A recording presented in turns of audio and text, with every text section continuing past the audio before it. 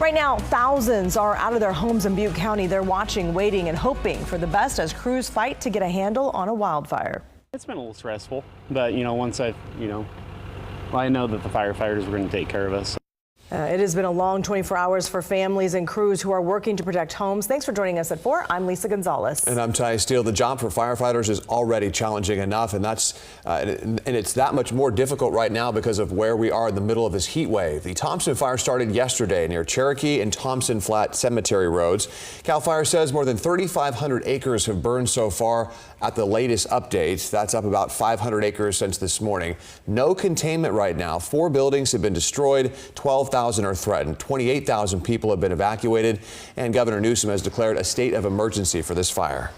Here's some of the damage that's been left behind. A few structures burned to the ground. This is along Bessie Lane in Oroville. We also saw air tankers making water drops in the vegetation in one of the areas of concern. And yesterday the fire started moving in 2 different directions, of course, both concerning, but one of those moving closer to a densely populated area. We talked with people today and some decided to stay, including the owners of a local market.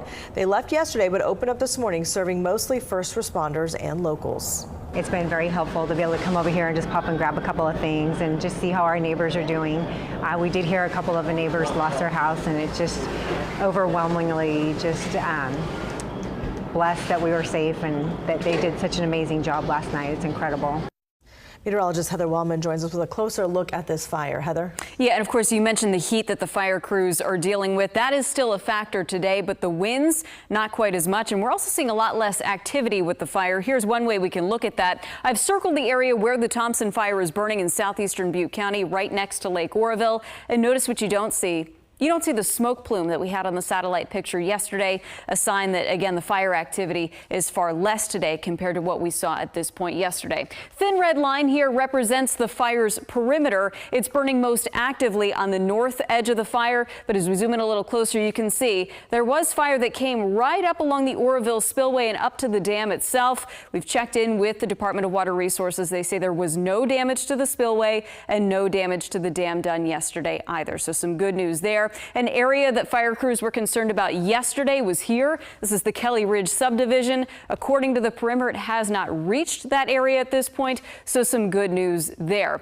Winds right now coming from northwest to southeast, so pushing the fire in that direction. But again, we have not seen new growth that way. Most of the reported growth is happening on the north side of the fire, away from more populated areas and in a spot where there's plenty of terrain for that fire to pretty easily crawl up. So this is a little bit more terrain driven here this afternoon. There is still some smoke that we'll be tracking through this evening, so we'll keep an eye on air quality later in the show. Back to you. All right, we'll check back in with you, Heather. CAL FIRE says 28,000 people are under evacuation orders.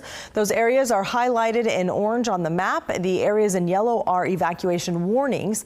That means people who live in those areas should be ready to leave immediately. There are 2 evacuation shelters in Butte County right now. Those are at Oroville Church of the Nazarene and the Butte County Fairgrounds in Gridley. The small animal shelter at Del Oro is at capacity, but county leaders are working to find another facility. The large animal shelter at Camelot Equestrian Park in Oroville is open. The Red Cross is helping evacuees. Number one, it's an opportunity for folks to come inside out of the heat and out of the wind and exhale for a second, right? Get some rest. While they're here, as we always do during a disaster response, they're being fed meals throughout the day, snacks, water, etc. And we have volunteers on site along with our county partners just to make sure everybody's okay. Or they just have conversations with them, answer any questions they may have about the fire that we can provide, and answer any questions about what's next. That's always on their minds for all the time they're in the shelters is what's going to happen next, and we're here to help them for as long as they're needed. It's just a lot of uncertainty. Staff says if you don't know where to go, you can Google Red Cross shelters and there will be a map with the nearest locations. Butte County is giving out free N95 masks to deal with smoke and poor air quality. People can pick up their masks at 2 places in Oroville: the Department of Employment and Social Services on Table Mountain Road and the Oroville Public Safety Facility on Lincoln Street. The masks will be available in the lobby while supplies last. And the fire is impacting 4th of July festivities in Oroville. The city's fireworks show is now canceled tomorrow. California State Park Rangers say they and partner agencies have a lot of staff responding to this fire, and they are working to protect the community. All of the Lake Oroville State Recreation Area is closed to allow staff to focus on the fire. The parks are expected to remain closed at least until Friday.